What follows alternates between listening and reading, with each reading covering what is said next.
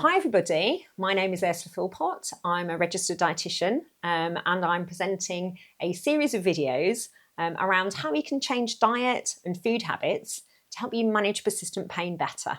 So getting more fibre into your diet can be really helpful when you've got persistent pain. So fibre can really help with gut health. It can help to have a healthy gut system, which can help with things like immunity and inflammation in the body. Fibre can also help with things like constipation, and it keeps you fuller for longer, so it can help people to resist things like snacking as well. So it's got lots of positives. So ways to get a little bit more fibre into the diet are adding in whole grains. So if you have white versions of kind of flour products or cereals, things like breads, cereals, pastas or rice, switching to those whole grain versions can be really helpful. You can use things like wholemeal flour or kind of lentil flours in things like making chapatis, for example, or other breads or bread products. Adding in things like vegetables and fruits, fresh, frozen or tinned are all fine. Adding crunch and texture to the diet, so things like nuts and seeds as well, will add those little bits of extra fibre. So you can put nuts and seeds onto porridge, you can put them into salads, you can throw them onto other lunch items. And lastly, beans, peas and pulses. So things like beans, peas, pulses, lentils, chickpeas, these all contain lots of fibre, they're filling and they're cheap. So these are all easy, sort of cheaper ways to get high fibre products into your diet over the day. We do have an example of a day's fibre intake for you. So it's recommended that you get up to 30 grams of fibre a day as a kind of minimum intake over the day, and that's for optimal gut health. So people often say, well, what does that look like? So that would look like having something like a high fibre cereal for breakfast, something like a muesli with oats and seeds and nuts in there, plus maybe a banana on top and a glass of orange juice.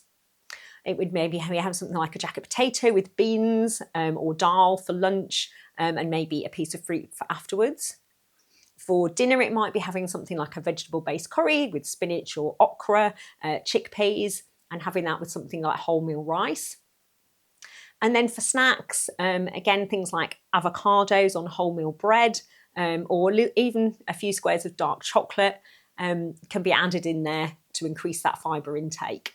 So it's fairly healthy, kind of fairly fruit and vegetable based products, lots of whole grains in there over the day. We do have some top tips for you to add more fibre to the diet.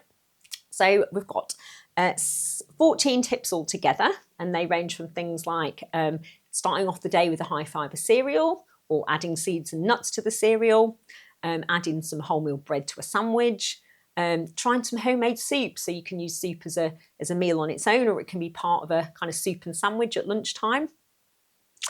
Keeping a supply of things like frozen vegetables or frozen fruits in the freezer. Having tinned fruits and tinned vegetables again available.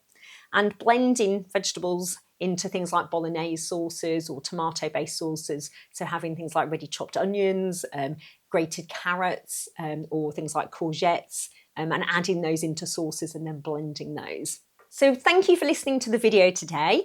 This is one of a series of videos that you can access from the Rethinking Pain website or the Rethinking Pain YouTube channel. In addition to that, we also have a diet therapy workshop that runs, and you can see a member of the Rethinking Pain team if you would like to access that workshop. And the more people we get, the better. So please come along.